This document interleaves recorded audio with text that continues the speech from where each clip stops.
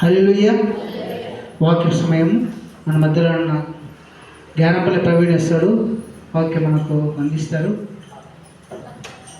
హల్లెలూయా.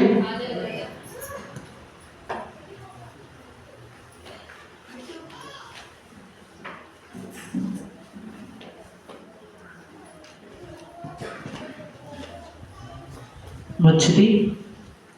దేవుని సన్నిధిలో దేవుని వాక్యాన్ని పంచుకోవడానికి సమయాచిన దేవునికి కృతజ్ఞతాస్తులు చెల్లిస్తున్నాను. మొట్టమొదటిగా ఈ పునరుత్థాన ఆదివారం దినమందు ఘనమైన దేవుని నామాన్ని ఘనపరిచినట్లు ఆయన వాక్యాన్ని వినటకు విచ్చేసిన ప్రియమైన మీకు అందరికీ ప్రభువైన యేసుక్రీస్తు వారి యొక్క ప్రశస్త నామంలో నా ప్రేమవందనాలు తెలియజేస్తున్నాను. ఒకసారి మనం గట్టిగా హల్లెలూయా చెప్దామా? హల్లెలూయా, హల్లెలూయా, హల్లెలూయా. మంచిది. పోయిన ఆదివారం ఎవరెవరు వచ్చినారు చర్చికి? ముగ్గురు వచ్చినారు, అంతేనా? స్తోత్రం. సరే, పోయిన ఆదివారం దేవుడు ఏ విషయం గురించి మాట్లాడుతున్నాడు గుర్తుందా? మీరు వాక్యం వినువారు మాత్రమే కాక వాక్య ప్రకారం ప్రవర్తించేవారై ఉండండి. వాక్య ప్రకారం ప్రవర్తించాలంటే వాక్యం గుర్తుండాలి. హల్లెలూయా. సరే, పోయిన వారం దేవుడు దేని గురించి మాట్లాడినాడంటే దేవుణ్ణి ఎందుకు ప్రేమించాలా ఒకటి, రెండోది దేవుణ్ణి ప్రేమిస్తే కలిగే ప్రతిఫలాలు ఏంటి, మూడోది నిజమైన ప్రేమ ఎలా ఉంటుంది అని దేవుడు మాట్లాడాడు. గుర్తొచ్చిందా? దేవుణ్ణి ఎందుకు ప్రేమించాలా, దేవుణ్ణి ప్రేమిస్తే కలిగే లాభాలేంటి, నిజమైన ప్రేమ ఎలా ఉంటుంది అనే విషయం గురించి దేవుడు మాట్లాడినాడు. దేవుడిని ఎందుకు ప్రేమించాలా? అందులో 4 విషయాలు దేవుడు చెప్పినాడు కదా. ఎందుకు ప్రేమించాలి దేవుణ్ణి? ఎందుకంటే మొట్టమొదటిగా అది దేవుని ఆజ్ఞ. ఏంటి? దేవుని ఆజ్ఞ. రెండోదిగా దేవుడు మన ప్రార్థనలు వింటున్నాడు కాబట్టి ఆయన మనం ప్రేమించాలి. మూడోదిగా మనం ఆయన శిష్యులం లేదా ఆయన నమ్ముకున్న విశ్వాసం కాబట్టి ఆయన ప్రేమించాలి. నాలుగోదిగా మనం ఇంతవరకు నడిపించుస్తున్నాడు కాబట్టి మనం ఆయన ప్రేమించాలి. హల్లెలూయా. దేవుని ప్రేమిస్తే కలిగే లాభాలు ఏంటి? అందులో మొట్టమొదటిగా దేవుణ్ణి ప్రేమిస్తే కలిగే లాభాలు ఏంటి అంటే దేవుడు మన ప్రార్థనని వింటాడు. హల్లెలూయా. రెండోదిగా దేవుడు మనల్ని మనకున్న అవసరాలన్నింటినీ తీరుస్తాడు. మూడోదిగా ఇప్పుడే కాదు మన తరతరముల వరకు ఆయన కరుణను, జాడిని, ప్రేమను, దయను మన మీద చూపిస్తాడు. నాలుగోదిగా మనం జీవంతో ఉంటాం. హల్లెలూయా. తర్వాత నిజమైన ప్రేమ అంటే ఏంటంటే మనం కొరింథీ పత్రికలో చూసాం ప్రేమ అనేది ఎలా ఉంటుందని. సో దేవుణ్ణి ఎందుకు ప్రేమించాలా, దేవుణ్ణి ప్రేమిస్తే కలిగే లాభాలేంటి, నిజమైన ప్రేమ అంటే ఏంటో మనం తెలుసుకున్నాం ఆ రోజు. ఇంతకీ దేవుణ్ణి ప్రేమించడం అంటే ఏంటి తెలుసా? దేవుణ్ణి ఎందుకు ప్రేమించాలో తెలుసు, దేవుణ్ణి ప్రేమిస్తే లాభం ఏంటో తెలుసు. అసలు దేవుణ్ణి ప్రేమించడం అంటే ఏంటి? ఏమనుకుంటున్నారు? దేవుణ్ణి ప్రేమించడం అంటే ఒక రోజు పువ్వు తెచ్చుకొని సిలువ మీద పెట్టేసి జీసస్ ఐ లవ్ యూ అని చెప్పడమా? లేకపోతే చేతుల మీద, కాళ్ళ మీద, మెడల మీద, గుండెకాయ మీద ఐ లవ్ జీసస్ అని పచ్చబొట్టు పొడిగించుకోవడమా? లేకపోతే మెడలోనూ చేతుల్లోనూ రకరకాల సిలువలు తగిలించుకోవడమా దేవుని ప్రేమించడం అంటే? లేకపోతే ఎక్కడైనా చర్చిల మీద సిలువ కనిపించినా, సమాధి మీద సిలువ కనిపించినా దిగేసి అని ఫ్లయింగ్ విసిల్ ఇచ్చేయడమా దేవుని ప్రేమించడం అంటే? అసలు దేవుని ప్రేమించడం అంటే ఏంటి? దేవుని ప్రేమించండి, దేవుని ప్రేమించండి, దేవుని ప్రేమించండి అన్నారు కదా. అసలు దేవుణ్ణి ప్రేమించడం అంటే ఏంటి అని చూసుకొని మనం వాక్యంలోకి వెళ్దాం. దేవుణ్ణి ప్రేమించడం అంటే ఏంటంటే సింపుల్గా చెప్పాలంటే యోహాను సువార్త 14వ అధ్యాయం 21వ వచనం ఎవరైనా చదవండి. యోహాను సువార్త 14:21.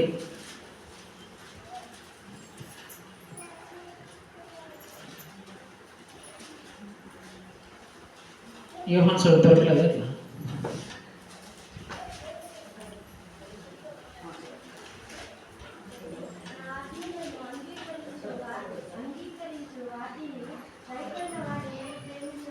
నా ఆజ్ఞ ఆజ్ఞలను అంగీకరించి వాటిని గైకొనవాడే నన్ను ప్రేమించేవాడు. దేవుణ్ణి ప్రేమించడం అంటే సింపుల్గా ఏంటంటే ఆయన ఆజ్ఞలను ఎవరైతే అంగీకరిస్తారో, తర్వాత అంగీకరించిన తర్వాత ఎవరైతే ఆ ఆజ్ఞలను అనుసరిస్తారో వాళ్ళే దేవుని ప్రేమించినట్లు. అంతేగాని ప్రభు అని పిలిచి ప్రతివాడు దేవుని ప్రేమించినట్లు కాదు. సరే, ఆజ్ఞ అంటే ఏంటి? ఆజ్ఞలను అంగీకరించాలంట, ఆజ్ఞలను అంగీకరించి వాటి ప్రకారం నడుచుకోవాలంట. అసలు ఆజ్ఞ అంటే ఏంటి? అందులోనే 23 చదవండి.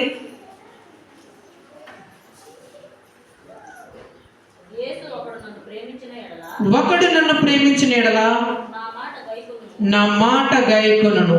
ఇప్పుడు 24, నన్ను ప్రేమించిన వాడు నా మాటలు వినడు. సింపుల్, అంతే. ఆజ్ఞ ఏంటంటే ఎవడైతే దేవుని ప్రేమిస్తాడో వాడు దేవుని మాట వింటాడంట. ఎవడైతే దేవుని ప్రేమించాడో వాడు దేవుని మాట వినడు. సింపుల్గా చెప్పాలంటే దేవుని ఆజ్ఞను అంగీకరించడం లేదా అనుసరించడం, దేవుని ప్రేమించడం అంటే ఏంటంటే యేసు ప్రభు ఏదైతే చేయమని చెప్తాడో అది ఎంత కష్టమైనా సరే, ఎంత ఇబ్బంది అయినా సరే అలా చేయాల. యేసు ప్రభు ఏదైతే చేయొద్దని చెప్తాడో అది ఎంత ఇష్టమైనా సరే, నీకు ఎంత కావాలనుకున్నా సరే దాన్ని చేయకూడదు. అర్థమైందా? దేవుని ప్రేమించడం అంటే ఏంటో, యేసు ప్రభు ఏదైతే చేయమని చెప్తాడో అది నీకు ఎంత కష్టంగా ఉన్నా సరే, అది నేను ఎంత బాధ పెట్టేదైనా సరే దాన్ని చెయ్యాల. యేసు ప్రభు ఏదైతే నిన్ను చేయొద్దు అంటాడో అది నీకు ఎంత ఇష్టమైనా సరే దాన్ని చేయకూడదు. దాన్నే దేవుని ప్రేమించడం అంటారు. హల్లెలూయా. కాబట్టి దేవుని ప్రేమించడం అది. ఈరోజు వాక్యంలోకి వెళ్ళిపోయే ముందు చిన్న ప్రకటన ఏంటంటే, వాక్య పరిచర్యలో దేవుడు మాట్లాడేటప్పుడు ఎవరు కానీ సెల్ ఫోన్లు మోగడం కానీ, సెల్ ఫోన్లు చూసుకోవడం కానీ, లేచి అటు ఇటు తినడం కానీ చేయకూడదు. రెండోదిగా, దేవుడు మాట్లాడేటప్పుడు మీరు దేవుడితో ఏ మాట్లాడినా ఏకీభవిస్తే మీరు ఆమేన్ అని కానీ హల్లెలూయా అని కానీ మీరు అనాలి. హల్లెలూయా. మూడో ప్రకటన ఏంటంటే బైబిల్ చదవనప్పుడు మాత్రమే మీరు బైబిల్ తీసి వాక్యం చదవాలి. మిగిలిన సందర్భాల్లో నన్ను చూస్తూ దేవుని మాటలు మీరు వినాలి. హల్లెలూయా. సరే, ఇప్పుడు వాక్యంలోకి వెళ్దాం. సంతోషంగా ఎవరున్నారో వాళ్ళందరూ గట్టిగా హల్లెలూయా చెప్పండి. మంచిది, వెరీ గుడ్.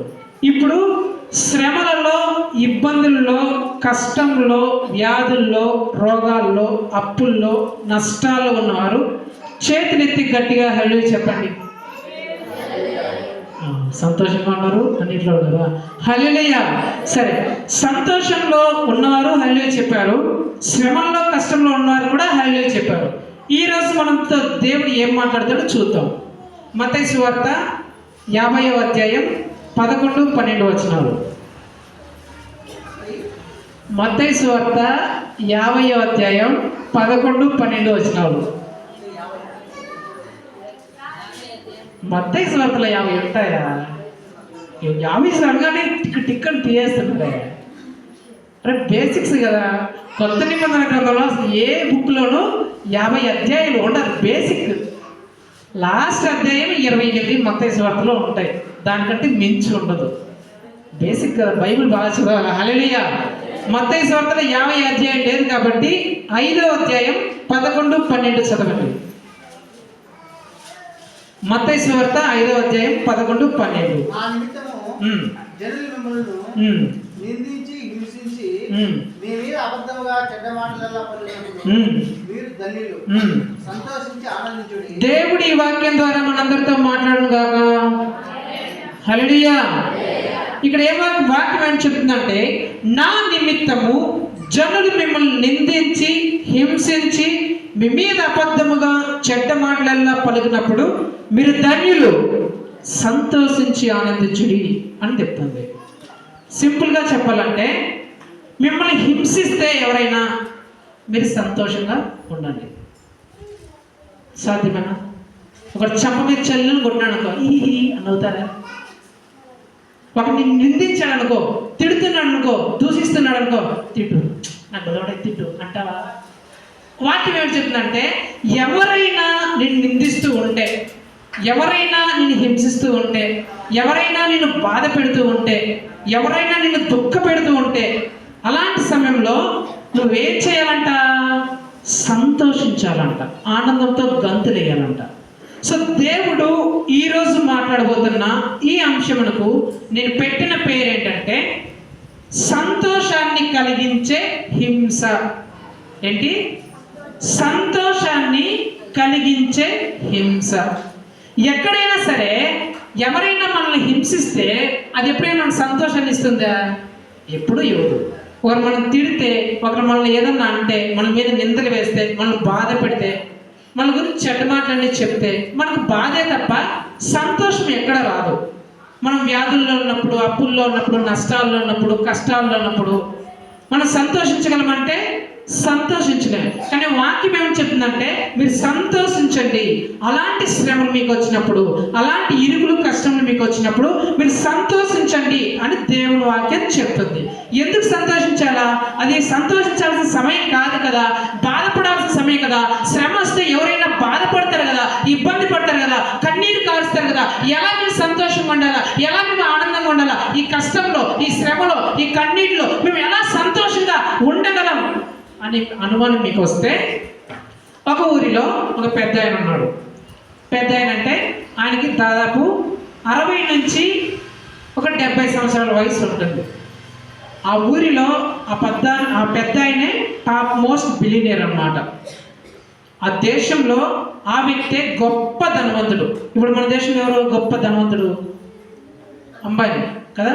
ముఖేష్ అంబానీ గారు ఎలాగైతే మన ఇండియాలో టాపో, ఆ దేశంలో ఆ 70 ఏళ్ళ ముసలైన గొప్ప ధనవంతుడు. అయితే ఆ ధనము ఆయన అక్రమాలు చేసో, అన్యాయాలు చేసో, లంచాలు తీసుకునో, ఇలా ఎలా పడితే అలాగా సంపాదించలేదు. కరెక్ట్గా కష్టపడి నీతిగా నిజాయితీగా ఒక్కొక్క రూపాయి కూడబెట్టి ఆ దేశంలోనే అత్యధిక ధనవంతుడు అయ్యాడు. అత్యధిక ధనవంతుడైన ఆయనకి ధనముతో పాటు పిల్లలు కూడా ఎక్కువే. ఎంతమంది అంటే ఒకరు కాదు, ఇద్దరు కాదు, 10 మంది ఆయనకి బిడ్డలు ఉన్నారు. ఎంతమంది? 10 మంది బిడ్డలు ఉన్నారు. అయితే ఈ ధనవంతులకు లేని ఒక చెడ్డ అలవాటు ఈయనకుంది. ఆ అలవాటు ఏంటంటే, ప్రతిరోజు ఉదయమునే తన కుటుంబం కోసం, తన బిడ్డల కోసం బలి అర్పించేవాడు ఈయన. చాలామంది ధనవంతులకి ఈ అలవాటు ఉండదు. ఆ ధనవంతులు ఒక 1,00,000 రూపాయలు ఉంటేనే, ఒక 2 లక్షలు ఉంటేనే, మాకేంట్రా, మాకు డబ్బులు ఉన్నాయి, దేవుడు మాకేం అవసరం రా అనుకునే రకం. కానీ ఆ ధనవంతుడు అలా కాదంట. ఆ దేశంలోనే గొప్ప ధనవంతుడు, ఆ దేశంలోనే మొట్టమొదటిగా ఎక్కువ ధనం ఉన్న డబ్బులున్న వ్యక్తి. ఆ వ్యక్తి ప్రతిరోజు చేసే పని ఏంటంటే, ఉదయాన్నే లేవగానే తన 10 మంది పిల్లల కోసం, వారు ఎక్కడ దేవుని సన్నిధిలో పాపం చేసి ఉంటారో అని అనుమానం వచ్చి, ప్రతిరోజు తమ 10 మంది పిల్లల కోసం 10 కోళ్ళను కానీ, పొట్టేళ్ళను కానీ, ఎద్దులను కానీ బలి ఇచ్చేవాడంట ఆ వ్యక్తి. చాలామంది తల్లిదండ్రులు తమ పిల్లలు ఎలా ఇష్టానుసారంగా బ్రతుకుతున్నా సరే, ఎలాంటి నీచమైన పనులు చేస్తున్నా సరే, పాప పనులే చేస్తున్నా సరే, దేవుని సన్నిధిలో వారి కోసం ప్రార్థన చేసే తల్లిదండ్రులు ఉండరు. ఇంకా పాపాలు చేయడానికి ఎంకరేజ్ చేసే తల్లిదండ్రులే ఉంటారు. కానీ ఇతను అలాంటి వ్యక్తి కాదంట. ఎవరైతే తమ పిల్లలుగా ఉన్నారో వాళ్ళు పాపం చేయలేదంట, పాపం చేసింటారేమో అనుకొని ప్రతిరోజు ఉదయమునే తన పిల్లలందరి కోసం బలులు అర్పించేవాడంట. అలాగా ఎప్పుడో ఆదివారం ఒక రోజు, లేకపోతే బల్లారాధన రోజు, క్రిస్మస్ రోజు, గుడ్ ఫ్రైడే రోజు, ఈస్టర్ రోజు కాదంట అర్పించేది. ప్రతిరోజు ఉదయాన్నే లేవగానే తన పిల్లలందరి కొరకు బలి అర్పించిన తర్వాతనే ఏ పనైనా మొదలు పెట్టేవాడంట. ఇలాగా ఒక్కొక్క బిడ్డ కోసం అరగంట కేటాయించి దాదాపుగా 5 గంటల సమయం కేవలం బలి అర్పించడానికి కేటాయించేవాడు ఈయన. ఆయన పేరు ఏం పేరు? యోబు. ఆయన పేరు యోబు. ఇలాగా ఆ దేశంలోనే అత్యధిక ధనవంతుడు, అక్రమం లేకుండా, అన్యాయం లేకుండా, కష్టపడి సొంతంగా సంపాదించుకున్నాడు. తన పిల్లల కోసము ప్రతిరోజు ఉదయమునే లేచి దేవుని సన్నిధిలో 5 గంటలు, దాదాపు 5 గంటలు బలి అర్పించేవాడు, అంటే ప్రార్థన చేసేవాడు. ఇలాగా జరుగుతుంది. ఇలాగా 1 రోజు 2 రోజులు కాదు, దాదాపు 30 సంవత్సరాలుగా ఇలాగే చేస్తున్నాడు. ఎన్ని సంవత్సరాలు? 30 సంవత్సరాలు. 30 సంవత్సరాలు అంటే ఒక రోజుకు 10 ఎద్దులు, 10 పొట్టేళ్ళు, 10 గొర్రె పిల్లలు వేసుకోండి. 30 సంవత్సరాల కంటే ఎన్ని వేలు, ఎన్ని లక్షల గొర్రెలు అర్పించుంటాడో, ఎన్ని లక్షల పొట్టేళ్ళు అర్పించాడో మనం లెక్క వేసుకోలేం. అలాంటి పరిస్థితిలో ఉన్నాడు ఈ యోబు. అలాంటి పరిస్థితిలో ఉంటే ఒకరోజు ఈ యోబు తన ఇంటిలో హాయిగా తినేసి 11 గంటల సమయంలో ఇంట్లో కూర్చొని ఉంటే ఆ యోబు పొలంలో పని చేసే పని మనుషులు ఒకడు పరిగెత్తుకుంటూ వచ్చాడు యోబు దగ్గరికి. యోబు దగ్గరికి కంగారుగా పరిగెత్తుకుంటా వచ్చేసి వస్తే యోబు అడుగుతున్నాయి, ఏమైందిరా అని అడుగుతుంటే అతను చెప్తున్నాడు, అయ్యా చాలా ఘోరం జరిగిపోయింది అయ్యా. మనకున్న ఆస్తి, ఒంటెలు, పశువులు అవన్నీ పక్క దేశంలో శత్రువులు అన్నీ పట్టుకుని వెళ్ళిపోయారయ్యా. ఒక్క పిల్లను కూడా వదలలేదయ్యా. నువ్వు సంపాదించిన ఆస్తి, ఇన్ని సంవత్సరాలు నువ్వు కూడబెట్టిన ఆస్తి, కష్టపడి సంపాదించుకున్న ఆస్తి అంతా శత్రువులంతా ఎత్తుకొని వెళ్ళిపోయారయ్యా. ఒక్కటి కూడా వదలలేదయ్యా అని చెప్పగానే యోబు, అయ్యో ఎంత ఘోరం సరిపోయింది. ఇన్ని రోజులు నీ కష్టపడి సంపాదించుకున్న ఆస్తి అంతా ఒక్క రోజులోనే పోయిందా? నేను ఇప్పుడు ఏం చేయాలని చెప్పి చాలా దుఃఖపడుతూ వేదనతో కన్నీటితో ఉంటే ఇంకొకరు పరిగెత్తి వస్తున్నాడు. ఇంకొక వైపు నుంచి ఇంకొకరు పరిగెత్తుకుంటా వచ్చి యోబుతో ఆ దుఃఖంలో ఉంటే ఏం చెప్తుంటే, అయ్యా నీకు ఒక విషయం చెప్పాలయ్యా అంటున్నాడు. ఏంటి ఏమని చెప్పంటే, అయ్యా నీ బిడ్డలు అందరూ 10 మంది ఒక ఇంటిలో ఉంటే ఒక పెద్ద పెనుగాలు వచ్చి ఆ భవనం మొత్తం కూలిపోయిందయ్యా. భూకంపం వచ్చిందయ్యా. భూకంపానికి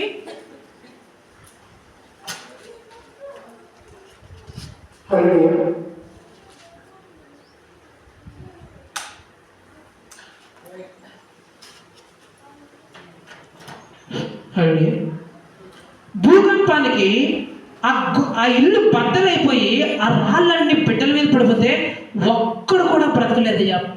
పచ్చడి చనిపోయారు. కనీసం శవాన్ని తీద్దామంటే కూడా ఆ రాళ్ళ మొదలు కూలిపోయాయ్యా, నుచ్చు అయిపోయాయి అని చెప్తే అని చెప్పాడంట. వెంటనే ఈయనెవరండి? ఆ దేశంలోనే టాప్ మోస్ట్ బిలియర్, అంతే కదా.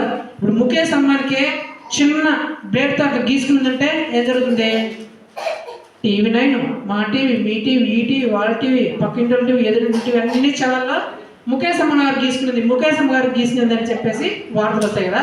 అలాగా యోబు యొక్క ఆస్తి ఒక్క రోజులోనే వెళ్ళిపోయిందని తెలిసి, యోబు యొక్క బిడ్డలందరూ ఒక్కరైనా చచ్చిపోయారని తెలిసి ఈటీవీ వాళ్ళు, మా టీవీలు, జీటీవీలు, TV9 వాళ్ళు, సాక్షి వాళ్ళు, జెమినీ వాళ్ళు, అందరి టీవీ వాళ్ళు కార్లు వేసుకొని వచ్చేసి, గొడుగులు వేసుకొని వచ్చేసి యోబు దగ్గరకు వచ్చేసి మైక్ పెట్టేసి, అయ్యా యోబు గారండి, ఇప్పుడు మీరు ఎలా స్పందిస్తున్నారు? మీ స్పందన ఏంటి దీని మీద? మేము ఎప్పుడు మీ గురించి లైవ్లో టెలికాస్ట్ చేసేవాళ్ళం. ఈ సంవత్సరం కూడా యోబే ధనంలో ఫస్ట్. ఈ సంవత్సరం కూడా 4th జాబితాలే యోబు మాత్రమే మొదటి స్థానంలో నిలిచాడని చెప్పేసి మీ గురించి మేము ఎప్పుడు హెడ్లైన్స్ వేసుకుంటే వాళ్ళం కదా.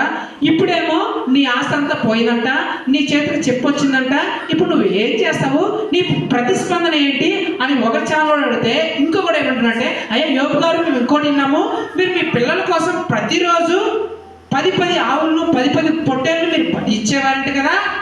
మరి మీ పిల్లలు ఈరోజు ఇలాగా చచ్చిపోతే మీ దేవుడు, ఆ దేవుడు కనికరం చూపించలేదా? అలాగా మీ సంపదను ఎత్తుకుపోతుంటే మీ దేవుడు ఆపలేదా?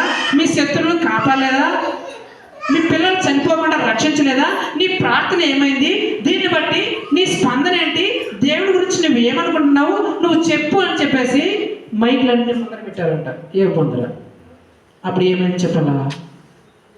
ఏం చెప్పాలంటే, ఇన్ని రోజులు నేను దేవుడు ఉన్నాడు అనుకుని ఇలాంటి పనులన్నీ చేశాను, అసలు దేవుడే లేడు, నేను ఎంతో కష్టపడి సంపాదించుకున్నాను, ఎంతో కూడబెట్టి సంపాదించుకున్నాను, నీతిగా అక్రమం చేయకుండా సంపాదించుకున్న డబ్బులు పట్టుకోకపోతే దేవుడు చూడలేదు, నా పిల్లలకి ఇన్ని నేను ప్రతిరోజు ప్రార్థన చేస్తుంటే ఆయన కాపాడలేదు, నా పిల్లలు చచ్చిపోతుంటే బ్రతికించలేదు, ఇలాంటి దేవుడు నేను ఇన్ని రోజులు నమ్ముకున్నానా? ఇంకా నేను నమ్ముకోను, ఈ దేవుడు నాకు అవసరం లేదు, అసలు ఎసలో కళ్ళు లేవు, చెవులు లేవు, ముక్కులు లేవు, ఆయన వినడు, ఆయన చూడు, ఇక దేవుడు అంటే లేడు అని చెప్పేసి అక్కడ న్యూస్ ఛానల్ వాళ్ళకి రకరకాల స్టేట్మెంట్లు ఇచ్చేసాడా? న్యూస్ ఛానల్ ఏం చెప్పాడు తెలుసా? వాళ్ళు అడుగుతుంటే నీ స్పందన ఏంటి? ఇప్పుడు నీ దేవుడి గురించి నువ్వేమనుకుంటున్నావు?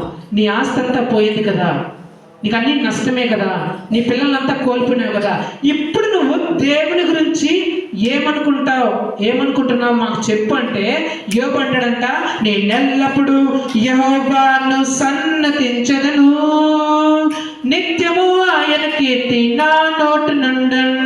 నేనెల్లప్పుడూ యెహోవాను సన్నతించెదను, నిత్యము ఆయన కీర్తి నా నోటి నుండెను.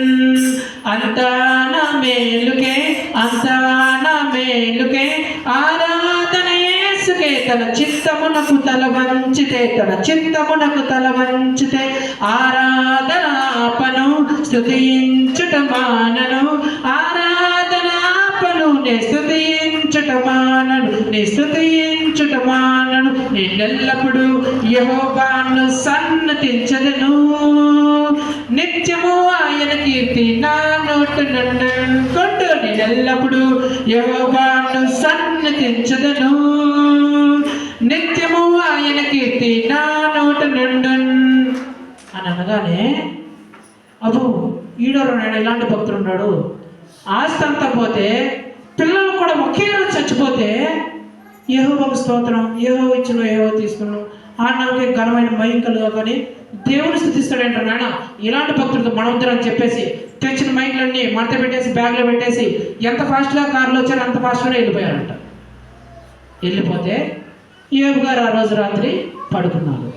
ఆ రోజు రాత్రి పడుకోగానే యేసు ప్రభు వారు యోబుకి దర్శనం ఇచ్చి, బలా మంచిది అవసరం, ఇన్ని శ్రమల్లో కూడా, ఇన్ని ఇబ్బందుల్లో కూడా, ఇన్ని కష్టాల్లో కూడా, ఇన్ని శ్రమలు వచ్చినా, ఇన్ని ఇబ్బందులు వచ్చినా, ఇన్ని కన్నీటి పరిస్థితుల్లో కూడా, ఇన్ని వేదనకర పరిస్థితుల్లో కూడా, ఇంత కష్టం శ్రమ నీకు వచ్చినా సరే నేను యెహోవాను స్తుతించెదను, యెహోవాను కనపరచుదును అని నా నామాన్ని నువ్వు విడిచిపెట్టలేదు కాబట్టి ఇప్పుడు నువ్వు ఒక ఊజు దేశంలోనే ధనవంతుడిగా ఉన్నావు. ఇదిగో తీసుకో, ఈ లూజు దేశం కూడా నీదే, ఈసారి నుంచి లూజు దేశంలో కూడా నువ్వే ధనవంతుడు అని చెప్పాడా?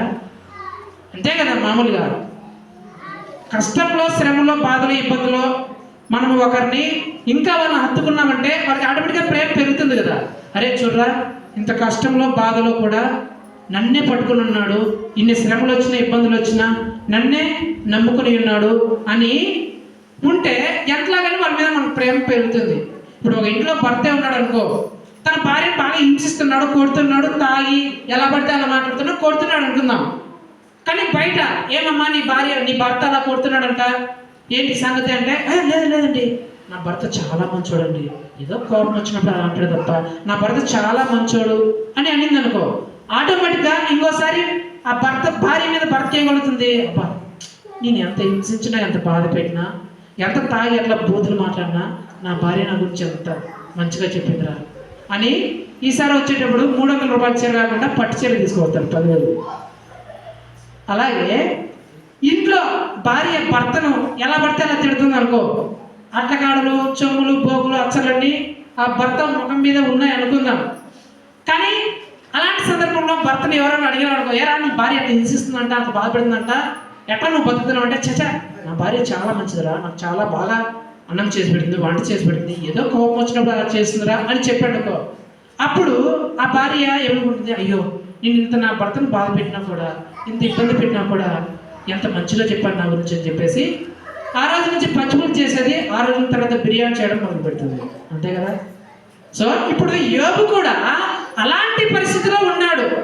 శ్రమలో, ఇబ్బందులో సంపాదించుకున్న ఆస్తంతా పట్టుకోకపోతే, బిడ్డలందరూ చచ్చిపోతే యోబు ఆ సందర్భంలో కూడా దేవుడికి స్తోత్రం అని చెప్పాడు. అలాంటి సందర్భంలో న్యాయంగా అయితే దేవుడు యోబును బలా నమ్మకమైన మంచి దాసుడా, నేను నిన్ను దీవిస్తున్నాను, నువ్వు ఊజు దేశంలో కాకుండా లూజు దేశంలో కూడా నువ్వే ధనవంతుడు అని చెప్పాల్సిన సందర్భం. కానీ అక్కడ జరిగింది ఏంటంటే, మరుసటి రోజు ఉదయం లేవగానే యోబు వల్లంతా గొడవలు వచ్చేసినాయి. గొడవలు వచ్చేస్తే యోబు అనుకున్నాడు, ఇదేదో అమ్మ తల్లి, నాన్న తల్లి, అక్క చెల్లి అయింటుంది, చికెన్ పాక్స్, మటన్ పాక్స్ వచ్చింటుంది, యాపాకో పసుపు వేసుకొని నూరు వేసుకొని ఒళ్ళంతా పూసేసుకొని 3 రోజులు స్నానం చేస్తే తగ్గిపోతుంది చికెన్ పాక్స్, అమ్మ తల్లి, గిమ్మ తల్లి అనుకున్నాడు. తెచ్చుకున్నాడు, యాపాకు తెచ్చుకున్నాడు, పసుపు వేసుకుని రుద్దుకున్నాడు, వేసి బాగా పూసుకున్నాడు, 3 రోజులు స్నానం చేసినాడు. దెబ్బకు 3 రోజుల తర్వాత ఆ చిన్న చిన్న గొడవలు పెద్ద ఇవి చీమ్ పట్టేసినాయి. అయ్యి బాబు ఈ నాటు వైద్యాలు నాకు పనికిరావురా నాయన అని చెప్పేసి ఇప్పుడు ఇంగ్లీష్ మెడిసిన్స్ అంటే పెద్ద ఆసుపత్రి, చిన్న ఆసుపత్రి, గవర్నమెంట్ ఆసుపత్రి, ప్రైవేట్ ఆసుపత్రి, అమెరికా, ఆస్ట్రేలియా, ఆఫ్రికా అన్ని దేశాల్లో డాక్టర్లందరూ పిలిపించుకుంటేసినాడు. చూపిస్తే ఎన్ని మందులు వాడినా ఆ చీము తగ్గకపోగా అవి పగిలిపోయి పుండ్లు అయిపోయి ఆ చీములో నుంచి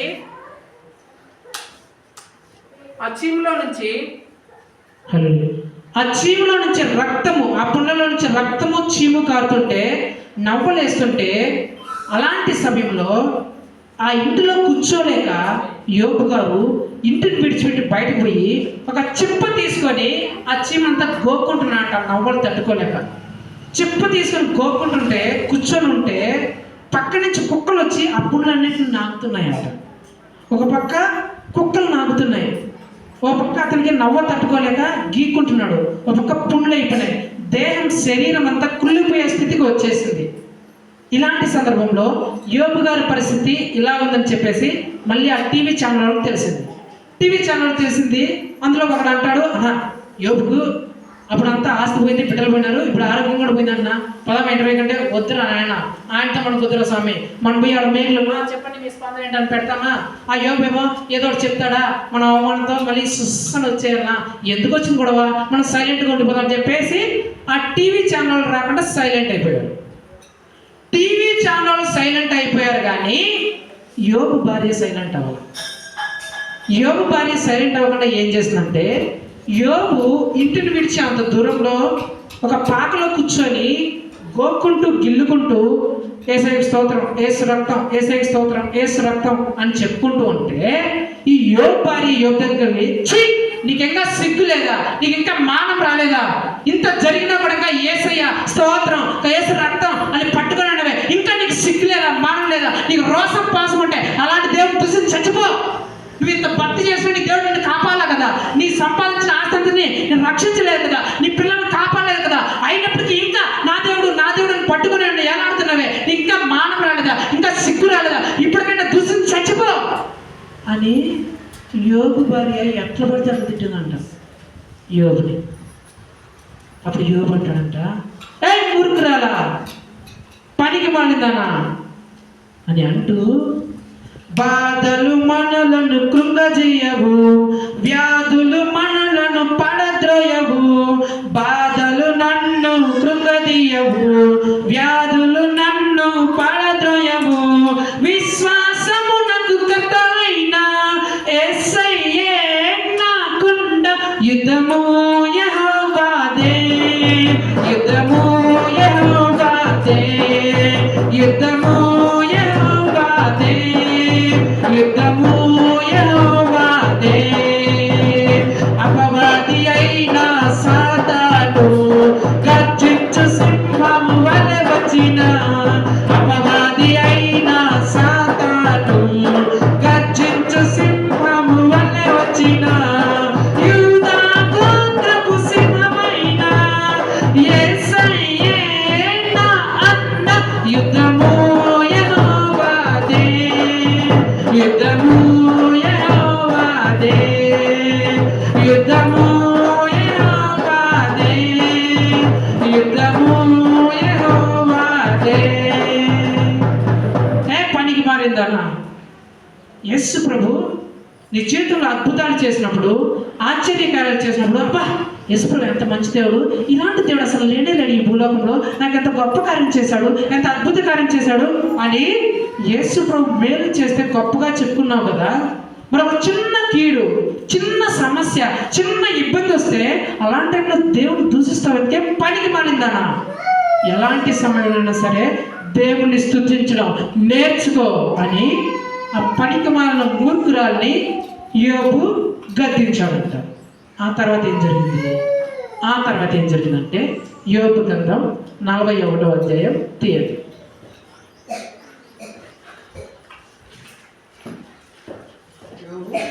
యోబు గ్రంథం 41వ అధ్యాయం 18వ వచనం చదవండి.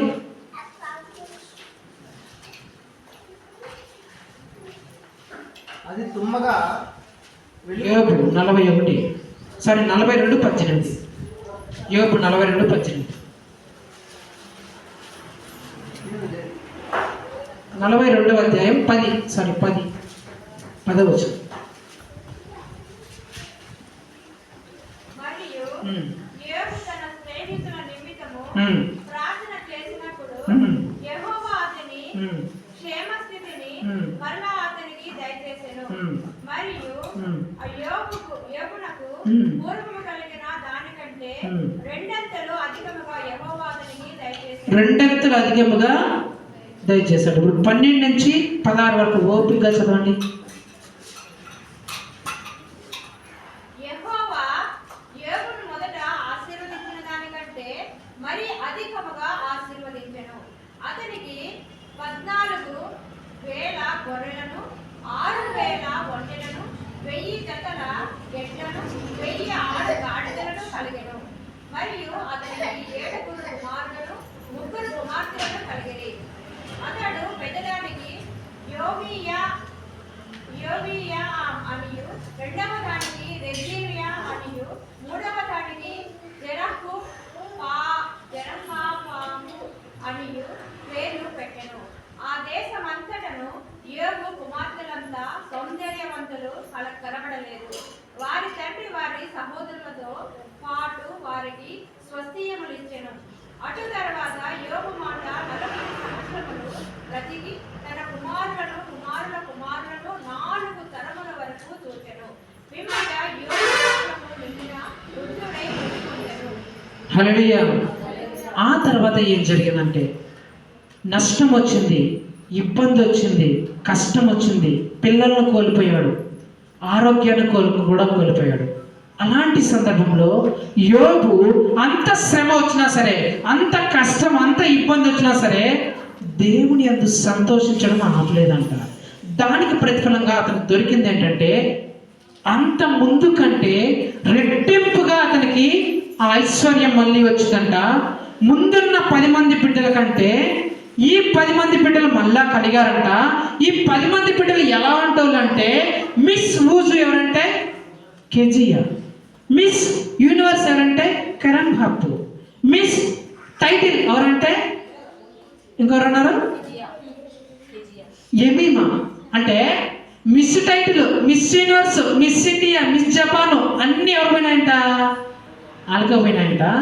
యోబు గారు చాలా కాలం బ్రతికి చనిపోయాడంట. ఇప్పుడు నేను ఏం చెప్తున్నా అంటే ఇంత అందమైన బిడ్డల్ని కనింది ఎవరు? కాదు. ఇంకా ఆ దేవుని పట్టుకొని ఉండవు, ఇంకా నీకు సిగ్గు లేదా, మానం లేదా? ఇంత జరిగినా ఇంకా ఆ దేవుని విడిచిపెట్టకుండా ఇంకా నా దేవుడు యేసయ్య స్తోత్రం అని ఏ స్త్రీ అయితే యోబుడు తిట్టిందో ఆ స్త్రీ కనిందంట ఆ దేశంలోనే సౌందర్యవంతులు ఉన్నాయి. హల్లెలూయా. ఎందుకనింది? మరి యోబుని తిట్టింది కదా, అంత భక్తిపరుని నొప్పులు పడాలి కదా, అనుభవించాలి కదా బాధ. ఇప్పుడంటే చిన్న ఇంజక్షన్ వేసి సిజరీన్ చేసి బిడ్డను బయట చేస్తారు. ఆ క్రమంలో ఎట్లా? ప్రసవం, నార్మల్ డెలివరీ అయినా ఆడవారికి మాత్రమే తెలుస్తుంది ఆ నొప్పులు ఏంటో. 1 సారి 2 సార్లు కాదు, 10 సార్లు పడిందంట ఆ నొప్పులు. ఎందుకు? యోబుని దూషించినందుకు. నేనేం చెప్పాలనుకున్నానంటే అంత సంపద పోయినా సరే, అంత కష్టంలో ఉన్నా సరే, పిల్లల విషయంలో అలా జరిగినా సరే, తన ఆరోగ్య విషయంలో అంత భయంకరమైన పరిస్థితులకు వచ్చినా సరే యోబు స్తుతించడం ఆపలేదు. యోబు దేవుని యందు ఆనందించడం ఆపలేదు. దానికి ప్రతిఫలంగా కలిగిన సంతోషం ఏంటంటే రొట్టెంతలుగా ఆశీర్వదించబడ్డాడు. 10 మంది సౌందర్యవంతులైన పిల్లలను కన్నాడు. ఒక కుళ్ళిపోయిన శరీరం నుంచి 10 మంది సౌందర్యవంతులైన బిడ్డలు వచ్చారు. ఆ దేశంలోనే గొప్ప స్థాయికి, ఆ చుట్టుపక్కల దేశాల్లోనే అత్యున్నతమైన స్థాయికి ఎదిగాడు. ఒకరోజు వచ్చి నీ ప్రతిస్పందన ఏంటి, నువ్వు ఎలా స్పందిస్తున్నావు చెప్పు అని యోబుని ఇంటర్వ్యూ చేసిన ఆ న్యూస్ రిపోర్టర్లు ఈరోజు యోబు మరలా అత్యధికంగా ఆశీర్వదించబడ్డాడని దేవుణ్ణి స్తుతిస్తూ యోబుని గొప్పగా నిలబెట్టారు. హల్లెలూయా.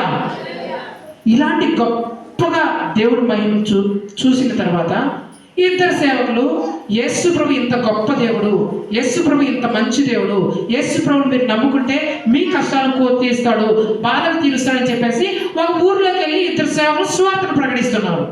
సువార్తను ప్రకటిస్తూ యేసే రక్షకుడు, యేసు మిమ్మల్ని కాపాడుతాడు, యేసు మిమ్మల్ని బాగు చేస్తాడు, యేసు మీ పాపం క్షమిస్తాడు, మీరు రక్షణలోకి రండి, యేసు ప్రభుని నమ్ముకోండి అని చెప్పి సువార్తను ప్రకటిస్తూ అక్కడ రోగాలతో బాధపడుతున్న వారిని స్వస్థపరుస్తున్నారు, బాగు చేస్తున్నారు, దయ్యములు వెళ్ళగొడుతున్నారు, కుష్ఠరోగులు బాగు చేస్తున్నారు, క్యాన్సర్, పక్షవాతము, ఎయిడ్స్, గీడ్స్ అలాంటి రకరకాల వ్యాధులతో నిత్యము నరకము అనిపిస్తున్న ప్రతి ఒక్కరికి విడుదలనిస్తున్నారు, స్వస్థతనిస్తున్నారు, అద్భుతాలు ఆశ్చర్యకరాలు చేస్తున్నారు. ఒక ఇద్దరు సేవకులు వేరే ప్రాంతంలో సువార్త చేస్తూ ఆ ప్రాంతంలో వీళ్ళలాగా దేవుణ్ణి ప్రకటిస్తూ అద్భుతాలు చేస్తూ స్వస్థతలు ఇస్తూ విడుదలలు ఇస్తూ ఉంటే ఆ ఊరిలో కొందరు మతోన్మాదులు ఉన్నారు. మామతమో అని పడి చచ్చిపోయే మతోన్మాదులు ఏమనుకున్నా అంటే వాళ్ళు వేరే మతాన్ని ప్రకటించేస్తున్నారా, ఎన్నో అద్భుతాలు చేస్తున్నారు, ఎన్నో ఆశ్చర్యకాలు చేస్తున్నారు, దయ్యాలు వెళ్ళిపోతున్నాయి, మంచంలో పడిపోయిన వారు పైకి లేసి నడిచేస్తారు, గుడ్డి వారికి చూపు వచ్చేస్తుంది, చచ్చిపోయిన వారు బతికేస్తారు. ఇలాగే ఉంటే మన దగ్గర ఉన్న వాళ్ళందరూ వాళ్ళ దగ్గరికి వెళ్ళిపోతారు, మన మతాన్ని మనం కాపాడుకోలేం. ఎలాగైనా సరే ఆ పాస్టర్ని, ఆ సేవకుని మన ఊరిలో ఉండకుండా, ఇక్కడ సువార్త ప్రకటించకుండా వెళ్ళగొట్టాలని చెప్పేసి వీళ్ళందరూ ఏం చేస్తారంటే ఆ లోకల్గా ఉన్న నాయకుల దగ్గర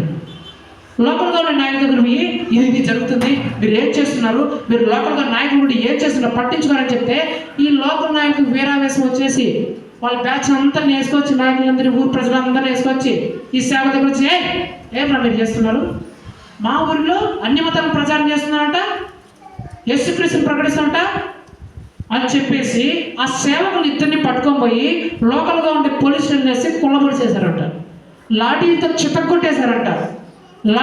చితక్కొట్టేసి ఆ పోలీస్ స్టేషన్లో వాళ్ళ రక్తాలు కారుతుంటే, గాయాలతో ఉంటే, నొప్పులతో ఉంటే వాళ్ళు విడుదల చేసేటంలో ఇప్పటికీ దీంతో వదిలేసాం, ఇంకొకసారి ఈ చుట్టుపక్కల గ్రామాల్లో, ఈ ఊర్లోనే కాదు ఈ చుట్టుపక్కల గ్రామాల్లో ఎక్కడైనా యేసు గీసు అది ఇది అని ఎక్కడైనా ప్రకటించారో జాగ్రత్త, కబద్ద అన్నాడంట. అనగానే వీళ్ళు కుంటుకుంటా నడుచుకుంటా ఆ జైలు గేట్ ఉంటుంది కదా, జైలు గేట్ తీసి బయటకు వచ్చి జైలు గేట్ ముందే ఏసే దేవుడు, ఏసు మిమ్మల్ని రక్షించును, ఏసు మిమ్మల్ని కాపాడును, ఏసు మిమ్మల్ని స్వస్థపరచును, ఏసు మిమ్మల్ని బాగు చేయను, ఏసును మీరు నమ్ముకోండి అని చెప్పేసి జైలు గేట్ ముందే వాళ్ళు ప్రకటిస్తున్నారంట. అక్కడ ఒక తక్కువ విశ్వాసం కలడు, అన్నా ఇప్పుడే కదా నా జైల్లో కుళ్ళబొడిచారు కుక్కను కొట్టినట్లు, ఇప్పుడు మళ్ళీ అవసరం అన్న, ఇంటికి పోయే జడ్డు బాబు మూకు ఏమో రాసుకొని గాయాలన్నీ తగ్గిపోయిన తర్వాత మళ్ళీ వచ్చి అలాంటి సువార్త చెప్పుకోవచ్చు కదా, లేదంటే పక్క ఊర్లో పోయి సువార్త చెప్పుకోవచ్చు కదా, వాళ్ళు ఇప్పుడే కదా ఈ ఊర్లో సువార్త చెప్పే కదా, పక్క ఊర్లో పెట్టిన కూడా నాకు చంపేస్తామని చెప్పాడు, నువ్వు మీరేది నా గేట్ ముందరే మొదలు పెట్టినారు, ఏంటి నా ఇది అని పక్కనోడు అంటే వర పక్కే అని చెప్పేసి మళ్ళీ ఎస్ఏ దేవుడు యేసు మిమ్మల్ని రక్షించడానికి సువార్త ప్రకటిస్తున్నాడు. అప్పుడు యేసు ప్రభు స్వరము ఆకాశం నుంచి వచ్చి, బలా నమ్మకమైన నా మంచి సేవకులారా, ఇలాంటి జైల్లో పడినా సరే, లాఠీలతో దెబ్బలు తిన్నా సరే, రక్తాలు కారుతున్నా సరే, నా నామాన్ని ప్రకటించడం మీరు ఆపలేదు, మిమ్మల్ని నేను ఇంకా ఈ దేశంలోని గొప్ప సేవలుగా మార్చేస్తాను అని చెప్పాడా?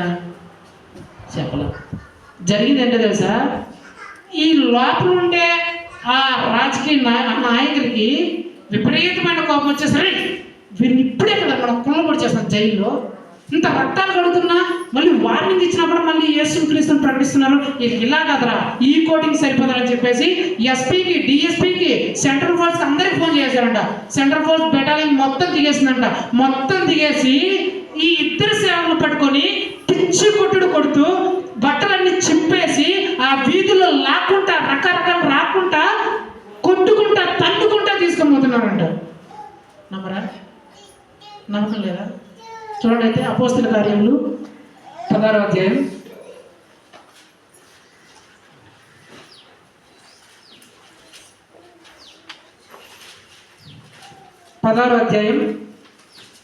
19వ వచనం.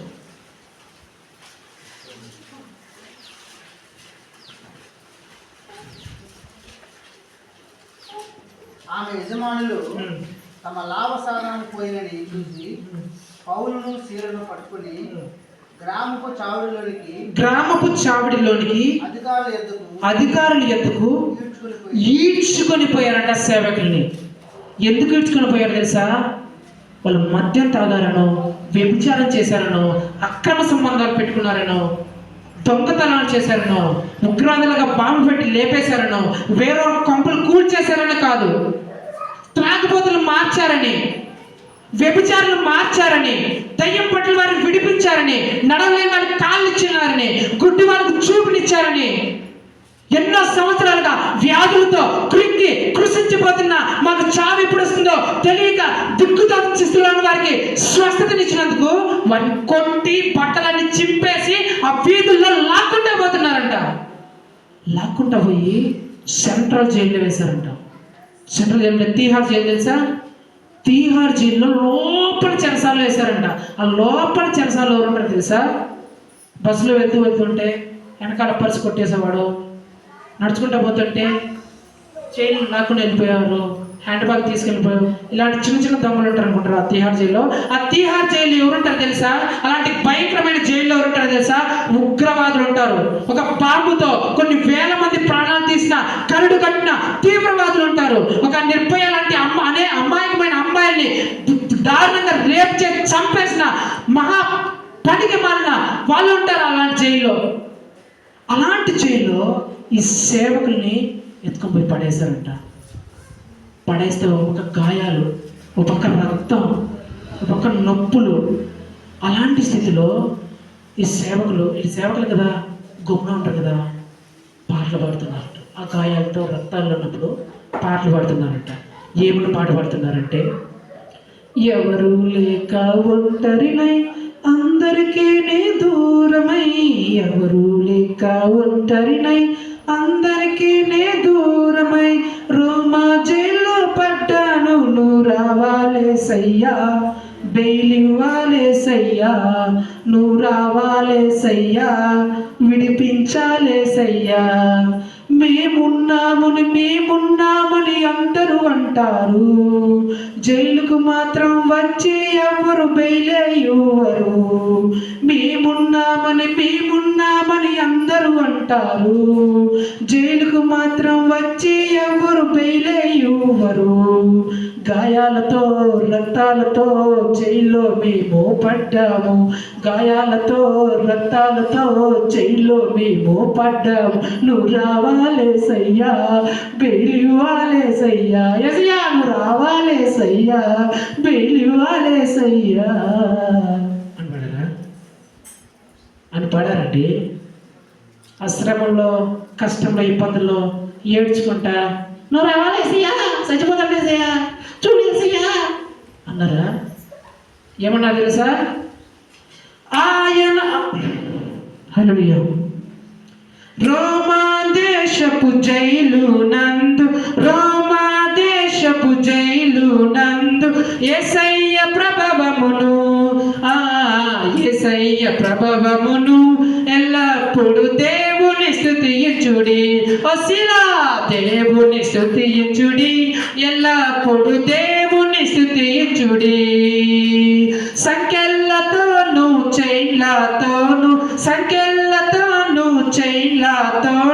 చప్పట్ల స్వరములతో, ఓ పౌరన్న చప్పట్ల స్వరములతో ఎల్లప్పుడు దేవుని స్తుతించుడి. దేవుని స్తుతించుడి, ఎల్లప్పుడు యేసుని స్తుతించుడి. సకల జైల యెహోవాను స్తుతించుడి, సకల జైల యేసయ్యను స్తుతించుడి. హల్లెలూయా ఆమేన్. ఓ ఖైదీలారా హల్లెలూయా ఆమేన్. ఎల్లప్పుడు దేవుని స్తుతించుడి, దేవుని స్తుతించుడి, ఎల్లప్పుడు దేవుని స్తుతించుడి అని, దేవుని స్తుతించుడి అని సంతోషంతో పాటలు పాడుతుంటే, సంతోషంతో పాడుతున్నారు నీకు ఎట్లా తెలుసు అని అంటారా? డౌట్ లేదే కదా. చదవండి అక్కడ ఏముందో. 25వ వచనం చదవండి. 16-25. అయితే ఆ. అర్ధరాత్రి వేళ ఆ. పౌలును సీలయు ఆ. దేవునికి ప్రార్థించుచు ఆ. కీర్తనలు పాడుతుండెను. ఏం పాడుతున్నారు? సౌ పాటల, సిలువు పాటల, సమాధి పాటల, ఏం పాటలు? కీర్తనలు పాడుచున్నారంట. కీర్తనలు ఎప్పుడు పాడతారు? యాకోబు 5 చూడండి, యాకోబు 5:14 చూడండి. కీర్తనలు ఎప్పుడు పాడతారు చూద్దాం. 5:13.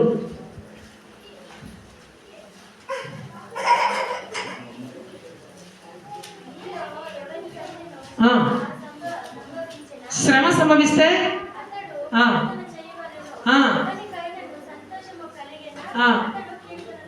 హల్లెలూయా. యవ్వనకైనను సంతోషము కలిగిన ఏం చేయాలంట? కీర్తనలు పడాలంట. వీళ్ళు సంతోషం. అది పరిస్థితి. గాయాలు, బట్టలు చినిగిపోయినాయి, సంఖ్యలు వేసినారు, లోపల తీవ్రవాదులను జైల్లో పెట్టారు, గాయాలు పడుతున్నాయి, నొప్పులు, ఎముకలన్నీ ఇరిగిపోయినాయి. ఇలాంటి సందర్భంలో కీర్తన పాడుతున్నారంట సంతోషంతో. ఇలా కీర్తన వాళ్ళు పాడుతుంటే దేవుడు స్తుతిస్తూ నిలిపేస్తే అక్కడ జైల్లో నుంచి నో ఏమన్నా అప్పుడే ఆపేసినారు, ఇంకో పాట పాడన్నా అంటున్నారంట. ఎవరు రోజు చర్చికి వచ్చేవాళ్ళు, రోజు ప్రార్థన చేసేవాళ్ళు, దశభాగం కరెక్ట్గా వేసేవాళ్ళు, బల్ల కరెక్ట్గా వచ్చేవాళ్ళు, ఆదివారం చర్చికి వచ్చేవాళ్ళు, క్రిస్మస్కి ఎంత 10,000 నాది 5,000 అని చెప్పేసి కానిచ్చిన వీళ్ళ ఏమన్నా పాట ఆపేసారు, ఇంకో పాట పాడన్నా అన్నారంట. ఎవరు? కరుడు కట్టిన తీవ్రవాదులు, మహాభయంకరమైన వ్యక్తులు, మావోయిస్టులు, అక్రమదారులు. ఆ పాటలు, దేవుడి పాటలు వింటుంటే వాళ్ళ హృదయం ఉండట్లేదంట, సంతోషంతో గంతులేస్తుందంట, చప్పట్లు కొట్టలేకున్నారంట. మరి మనము మా చప్పట్లు కొట్టండి రా, మా స్వరం ఎత్తి చెప్పండి రా, అమ్మా కొంచెం అన్నం ఏంట్రా, కొంచెం కూర ఏంట్రా అన్నా కూడా మనకు చప్పట్లు కొట్టి తెలియదు. అసలు దేవుడి పాట పాడుతున్నామంటే మన హృదయంలో ఒక తీవ్రత పుట్టి ఉజ్జయపడి చప్పట్లు కొట్టగా ఉండకపోతే, స్వరం ఎత్తి పాడకపోతే నువ్వు క్రైస్తవుడే కాదు. దేవుడి పాటలు పాడేటప్పుడు నీకు ఉద్యోగం రాకపోతే, నీ స్వరం ఎత్తి దేవుని స్తోత్రం చెప్పకపోతే నీ విశ్వాస జీవితమే కాదు. ఒక తీవ్రవాదులండి, ఉగ్రవాదులండి, భయంకరమైన వ్యక్తులండి దేవుడి పాటలు వింటుంటే వాళ్ళు ఉండలేక, తట్టుకోలేక, హృదయంతో సంతోషిస్తూ గంతులేస్తూ చప్పట్లు కొడుతుంటే, మరి మనము సైలెంట్గా కూర్చోము. దేవుడి పాటలు పాడుతుంటే చప్పట్లు కొట్టడం కూడా మనకు తెలియదు. మృతులే దేవుడి సన్నిధిలో మౌనంగా ఉంటారంట. హల్లెలూయా. దేవుడి ప్రజలైతే ఆర్భాటంతో, చప్పట్లతో దేవుడు స్తుతిస్తూ మహిమపరుస్తూ ఉంటారంట. ఆ ఖైదీలు అన్నా ఏమన్నా అప్పుడే పాటలు ఆపేస్తారు, ఇంకో పాట పాడన్నా అంటే అప్పుడు పౌలు గారు అంటారంట, మోషే ప్రార్థించగా మన్నాను కురిపించితివి, మోషే ప్రార్థించగా మన్నాను కురిపించితివి, యెహోషువ ప్రార్థించగా సూర్య చంద్రునాపితివి, యెహోషువ ప్రార్థించగా సూర్య చంద్రునాపితివి, యెహోవా నీ నామము ఎంతో ఘనమైనది, ఎంతో ఘనమైనది, ఎంతో ఘనమైనది, సింహాల పోలుకైనా సంతోషముగా వెళ్ళిరి, అగ్నిగుండముకైనా సంతోషముగా వెళ్ళిరి, ప్రార్థించిన వెంటనే మోసే సింహపు నోళ్ళని, ప్రార్థించిన వెంటనే దిగి వచ్చే అగ్నిలోకే, యెహోవా నీ నామము ఎంతో బలమైనది, ఎంతో బలమైనది, ఎంతో బలమైనది, సేవకులను బంధించి చెరసాలలో వేసిన, సేవకులను బంధించి చెరసాలలో వేసిన, సంఘము ప్రార్థించగా భూకంపం వచ్చేసనే, సంఘము ప్రార్థించగా చెరబద్దాలయ్యేనే. సంఘము ప్రార్థించగా భూకంపం వచ్చేసే. సంఘము ప్రార్థించగా సంఖ్యలు విడిపోయనే.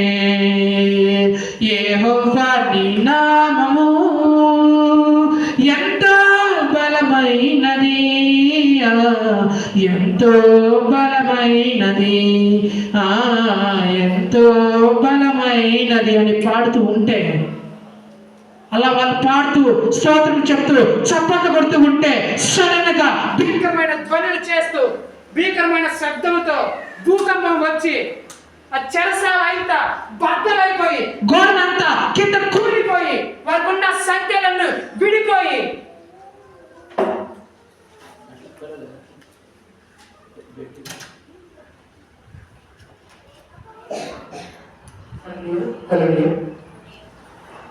చెరసాలంతా బద్దలైపోయి వాళ్ళ సంఖ్యలను తెగిపడిపోయి అప్పటి వరకు ఉన్న ఆ చెరసాల బంధకమని విడిపోయి వాళ్ళకి విడుదల వచ్చింది. విడుదల వస్తే అక్కడున్న ఆ జైలు వార్డర్ ఇన్ఛార్జ్, అయ్యో ఈ తీవ్రవాదులు ఎక్కడో తప్పించుకొని వెళ్ళిపోతారు, వీళ్ళు ఎప్పుడెప్పుడు ఛాన్స్ దొరుకుతుందో వెళ్ళిపోవడానికి ఎదురు చూస్తున్నారు. ఇప్పుడు భూకంపం వచ్చింది, జైలు విడిపోయినాయి, ఇప్పుడు వెళ్ళిపోతారు. నా బ్రతికి ఏమవుతుంది, నా ఉద్యోగం ఏమవుతుంది, నాకు ఉద్యోగం పోతే నా బిడ్డల పరిస్థితి ఎట్లా, నా కుటుంబాన్ని పోయించుకోవాలి ఎలా, పోల్చుకోవడానికి ఎలాగా, ఈ ఉద్యోగం మీదే నా కుటుంబం అంతా బ్రతుకుతుంది కదా, ఈ ఉద్యోగం పోతే నేను ఎందుకు బతకాలా, నా పిల్లలు ఎట్లా బతకాలని చెప్పేసి చచ్చిపోవడానికి కత్తెత్తితే పౌలు గారు అంటారంట, అయ్యా మీరేం చేసుకోండి, నేను మరియు ఇక్కడ ఉన్న ఖైదీలందరూ ఇక్కడే ఉన్నాను. గట్టిగా చెప్పగలను.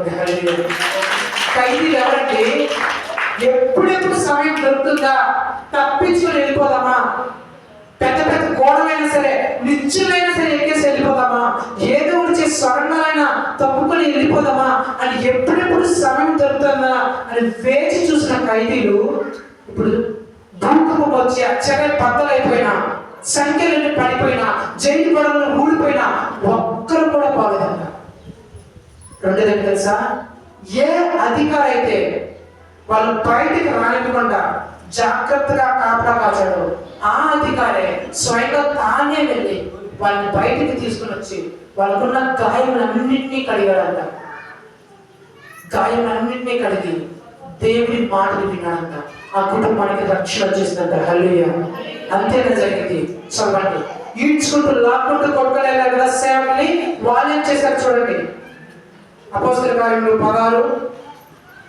16:39, 38, 39.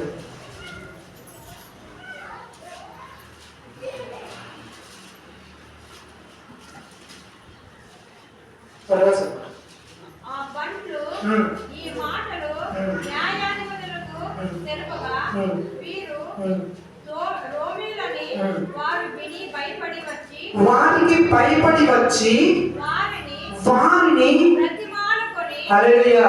చాలండి, చాలు చాలు చాలు. ఎవరైతే ఈ సేవకులు యేసుక్రీస్తు స్వార్థ ప్రకటిస్తున్నారని చెప్పేసి ఎవరైతే వాళ్ళని లాఠీలతో కొట్టించి పట్టాలని చింపేసి ఆ వీధుల్లో లాక్కుంటా వచ్చారో వాళ్ళు ఇప్పుడు ఈ సేవకులు ఇద్దరు చూసి కడకడకడ ఒడిగిపోతున్నారంట, భయపడిపోతున్నారంట. భయపడి ఒడిగిపోవడం కాదు, దగ్గర నుంచి అయ్యా మా తప్పైపోయింది, అయ్యా మమ్మల్ని క్షమించండి, మీరు రండి అని చెప్పేసి బ్రతిమలాడుకుంటున్నారంట. ఎవరైతే అలాగా దాష్టికంగా ప్రవర్తించారు. అంతేనా? పక్క పేజీ తిప్పండి ఒకసారి, 6వ వచనం చదవండి. అయితే వారు కనపడనందున యాసోనులను కొందరు బహు సహోదరులను ఆ పట్టణపు అధికారుల వద్దకు ఈడ్చుకొని పోయి భూలోకమును తలకిందులు చేసిన వీరు ఎక్కడికి హల్లెలూయా. ఎలా మార్చబడ్డారట? భూలోకాన్ని తలకిందులుగా చేసే గొప్ప సేవకులుగా మార్చబడ్డారట. హల్లెలూయా. ఎందుకు మార్చబడ్డారు? ఎందుకు మార్చబడ్డారు? కష్టంలో కూడా కీర్తన పాడారు, శ్రమలలో సంతోషించారు. శ్రమలో ఎన్ని వచ్చినా సరే దేవుని సువార్తను ప్రకటించడం ఆపలేదు. మా ఊళ్ళో కూడా జరిగిన సంఘటన. కొన్ని నెలల ముందు మా ఊర్లో ప్రార్థన జరుగుతుంటే అడ్డుకున్నారు కొంతమంది. అడ్డుకున్నప్పుడు మా ఊరి వాళ్ళందరూ ఎదిరించేవాళ్ళు. మీ దేవుడి దగ్గర మేము రాలేదు, మీ దేవుడికి మేము అడ్డుకున్నామా, మా ప్రార్థన మీరు అడ్డుకుంటారని చెప్పేసి విశ్వాసులు ఏకమై కలిసి వాళ్ళ మీదకి వచ్చారు. దానివల్ల ఈ రోజు కూడా మా సంఘ స్థిరంగా నిలబడింది. సేవలో శ్రమలు రావచ్చు, ఇబ్బందులు రావచ్చు, కష్టమైన నష్టం రావచ్చు, సేవ ఆగిపోకూడదు, సేవ ముందుకే వెళ్ళాల. ఎన్నో శ్రమలు పడితేనే, ఎన్నో ఇబ్బందులు గురవుతేనే, అలాంటి పరిస్థితుల్లో సంతోషిస్తేనే ఇలా వచ్చింది. ఇప్పుడు దేవుని బిడ్డలని ముగింపులోకి వస్తున్నాను. యోబు గారికి ఎంతో నష్టం జరిగింది, పిల్లల విషయంలో ఎంతో బాధ, తన ఆరోగ్య విషయంలో ఎంతో దుఃఖం. అలాంటి సందర్భంలో కూడా, అలాంటి భయంకరమైన పరిస్థితుల్లో కూడా, అలాంటి హింసకరమైన పరిస్థితుల్లో కూడా యోబు సంతోషించాడండి. అందుకే రెండింతలుగా ఆశీర్వదించబడ్డాడు. వాళ్ళ బిడ్డలు ఆ దేశాలని గొప్ప ఐశ్వర్యంగా మార్చబడ్డారు. అనేక సంవత్సరం దీర్ఘాయుషుగా బతికాడు. పౌలు శీల తమ సేవలో ఎదురైన అలాంటి శ్రమల ఇబ్బందులు కూడా దేవుని స్వార్థను ప్రకటించడం ఆపలేదు, దేవుని స్వార్థను చెప్పడం ఆపలేదు. అందుకని వాళ్ళు తలకిందులుగా చేసే గొప్ప సేవగా మార్చబడ్డారు. మరి నీ పరిస్థితి ఏంటి? నీకు కూడా నష్టాలు వచ్చిండొచ్చు. నీ వ్యాపార విషయంలో, పని విషయంలో నష్టాలు వచ్చిండొచ్చు. నీ పిల్లల విషయంలో నీకు దుఃఖం వచ్చిండొచ్చు. నీ ఆరోగ్య విషయంలో నీకు చాలా కన్నీరు వస్తుండొచ్చు. నీ సేవ విషయంలో అనేకమైన ఇబ్బందులు, ఆటంకాలు ఎదురవుతుండొచ్చు. నీ ఆత్మీయ జీవితంలో, నీ విశ్వాస జీవితంలో అనేక మందిని నీ వెనుకకు లాగేస్తుండొచ్చు. అలాంటి సందర్భంలో కూడా నువ్వు దేవుని స్తుతించగలుగుతున్నావా? ఆలోచించండి. యోబు రెండింతలుగా ఆశీర్వదించబడ్డాడంటే కారణం ఏంటి? యోబుకు ఆ శ్రమ రాబట్టి. పౌలు శీలలు తలకిందులుగా ప్రపంచాన్ని మార్చే వ్యక్తులుగా మార్చబడ్డారంటే కారణం ఏంటి? ఆ శ్రమ రావడం బట్టి.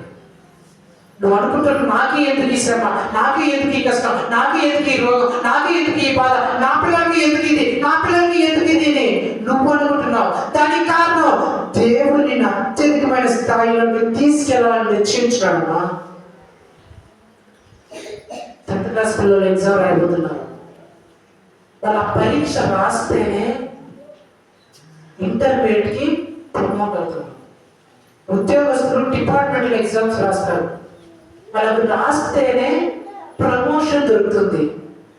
పరీక్షను రాస్తేనే ఉన్నత స్థాయిలోకి వెళ్తాం. రాయకపోతే ఏ స్థాయిలో ఉండేవాళ్ళు ఒక్కల స్థాయిలో ఉండిపోతారు.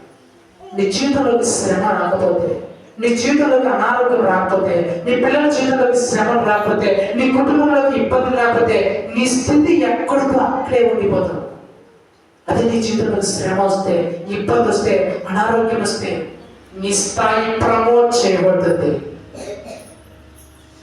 అబ్రహాంకి ఇస్సాకును ఫలించే ఆ కష్టం వచ్చింది కాబట్టి ఆ తర్వాతే ఆకాశ నక్షత్రం వల్లే ఆశీర్వదించబడ్డాడు.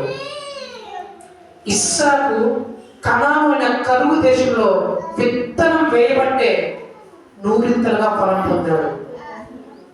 యోసేపు నీళ్ళని గోతిలో త్రోయబడి దాసిగా అమ్మబడి ఒక స్త్రీ వలన అమ్మాయి అన్యాయంగా జైల్లో వేయడం బట్టే ఐగుప్తు దేశానికి రాజు అయ్యాడు, ప్రపంచానికి అన్నదాత అయ్యాడు. దానియేలు షద్రక్ మేషక్ అగ్నిలోకి పోబట్టే యేసు ప్రభు దేవుడని భూ ప్రపంచమంతా తెలియబడింది. సేవకులందరూ అలాంటి భయంకరమైన హింసలకు వెళ్ళబట్టే ఈ రోజు నీకు నాకు సువార్త వచ్చింది. నువ్వు నేను రక్షింపడ్డావు. ఈ రోజు నువ్వు నేను పరలోకాన్ని స్వతంత్రించుకున్నావు. చివరి మాటగా నేను ముగిస్తున్నాను. యేసయ్య నీ కోసం దేవుడు అనే స్థానాన్ని కూడా విడిచిపెట్టాడు.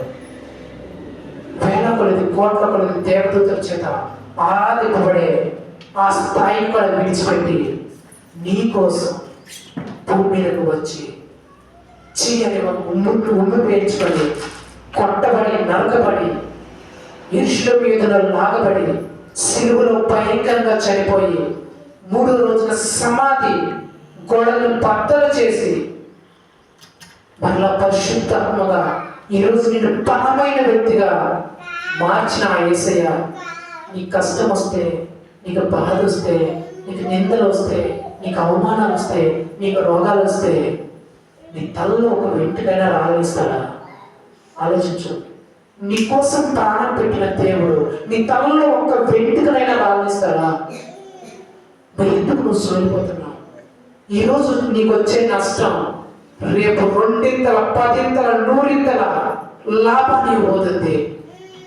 ఏ రోజు ఏ నోళ్ళు అయితే నిన్ను దూషించాయో, నిందించాయో, అవమానపరిచాయో అదే నోళ్ళు రేపు నిన్ను గొప్ప వారిని పొగడబోతున్నాయి. ఏ పిల్లల భవిష్యత్తు అయితే నా పిల్లల భవిష్యత్తు చెడిపోతున్నావో, నువ్వు అనుకుంటున్నావో, బాధపడుతున్నావో ఆ పిల్లలు దేశంలోనే గొప్ప స్థాయిలోకి వెళ్ళబోతున్నారు. ఏ పంటలో అయితే నీకు నష్టం వచ్చిందో, ఏ పంటలో అయితే నీకు పెట్టుబడి రాలేదో అదే పంటలో దేవునికి అత్యధికమైన దిగుబడి ఇవ్వబోతున్నాడు.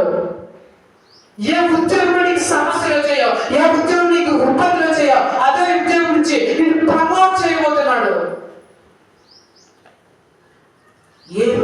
ఏ ఆరోగ్య విషయానికి అనారోగ్యం వచ్చి ఏ వ్యాధితో నువ్వు బాధపడి కృంగిపోతున్నావో నీ దేహాన్ని పసిబిడ్డలే మంచి ఆరోగ్యంగా మార్చబోతున్నాడు. మనం సంతోషిస్తావా? నీకు నష్టంలో యోగు సంతోషించినట్టు, పిల్లల విషయంలో, పిల్లలకు వచ్చే శ్రమల విషయంలో యోగు సంతోషించినట్లు, అనారోగ్యం విషయంలో యోగు సంతోషించినట్లు, శ్రమలు ఎదురయ్యే ఆ సవాళ్ళ విషయంలో, ఆ శ్రమల విషయంలో నువ్వు సంతోషిస్తావా? సంతోషిస్తానని నిర్ణయం తీసుకుంటే తనలో వచ్చి ప్రార్థన చేసుకున్నావు. మహోన్నతుడా, సర్వోన్నతుడా, సర్వశక్తుల దేవా, యేసయ్యా నీకు స్తోత్రం చెల్లిస్తున్నాను తండ్రి. అవును ప్రభువా, శ్రమల్లో, ఇబ్బందులు, ఇంట్లో కష్టంలో మొదలు అనేక మంది మిమ్మల్ని దూషిస్తారు, నిందిస్తారు, దేవుడే లేనని చెప్తారు. కానీ మీరు చెప్తున్న మాట, మీకు వచ్చే హింసల్లో మీరు సంతోషిస్తే మీరు అత్యధికమైన స్థాయిలో మీరు ప్రమోట్ చేయబడతారు అని చెప్తున్నాను తండ్రి. అవునయ్యా, ఈరోజు మేము మా కుటుంబం, మా పిల్లలు శ్రమలో ఉండొచ్చు, ఇబ్బందులు ఉండొచ్చు, కష్టంలో ఉండొచ్చు, కన్నీటితో ఉండొచ్చు, వేదనతో ఉండొచ్చు, రోగంతో ఉండొచ్చు, అప్పుల్లో ఉండొచ్చు, ఆర్థిక సమస్యలో ఉండొచ్చయ్యా. అలాంటి సందర్భంలో కూడా మేము విశ్వాసాన్ని విడిచిపెట్టకుండా యేసు ప్రభు మాకున్నాడు, మాకు ఆశ్రయదర్కమైన, మా కోసం ప్రాణం పెట్టిన, మా తలలో ఒక వెంట్రుక కూడా రానివ్వని మా దేవుడు మాకున్నాడు అని ఆయన ఎంత సంతోషిస్తే మా జీవితం మేము ఊహించిన దానికంటే అత్యధికంగా సంతోషమైన జీవితంలోనికి మమ్మల్ని నడిపిస్తామని చెప్పిన దేవా, నీ ఘనమైన నామమును స్తుతిస్తున్నాం తండ్రి. అవును ప్రభా, నీ ఘనమైన నామమును స్తుతించే మేము ఎంత గొప్ప ధన్యులు ప్రభా, ఎంత గొప్ప భాగ్యవంతులయ్యా. స్తోత్రం చెల్లిస్తున్నాం తండ్రి. నా సంతోషానికి కారణం నీవే యేసయ్యా, నీవే యేసయ్యా, నా ఆధారం నీవే. నా సమృద్ధికి కారణం నీవే యేసయ్యా, నీవే యేసయ్యా, నా ఐశ్వర్యం నీవే. చెప్పగలుగుతా. నా సంతోషానికి కారణం నీవే యేసయ్యా, నీవే యేసయ్యా, నా ఆధారం నీవే. నా సమృద్ధికి కారణం నీవే యేసయ్యా, నీవే యేసయ్యా, నా ఐశ్వర్యం నీవే. నీ పరిశుద్ధ రక్తంలో నన్ను దాచితివే, దాచితివే దేవ, కాచితివే. నీ సిలువ నీడలో దాచితివే, దాచి